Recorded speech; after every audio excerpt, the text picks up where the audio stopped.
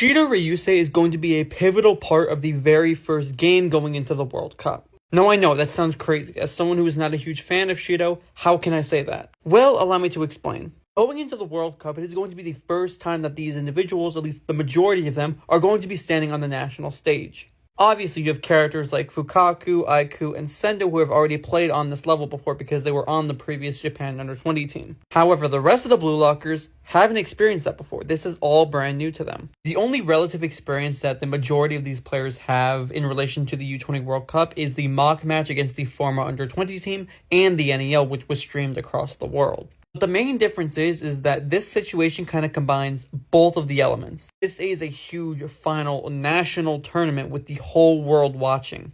I think the issue that they're going to be faced with is something very similar to the mock match against the former Under-20s team, with the pressure of the stadium and the situation impacting their play.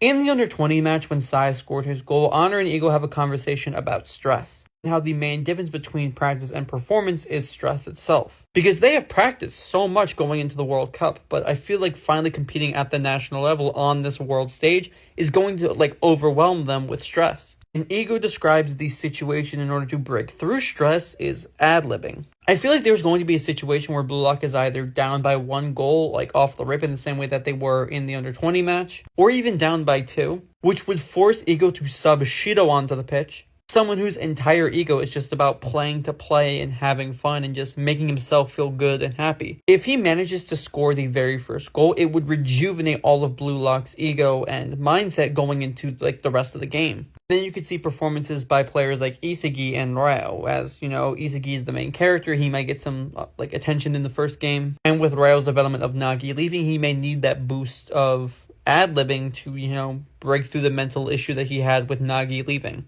I'd be very interested to see if this is how Shidou impacts the World Cup, off the rip, since he really didn't get much attention in the previous game.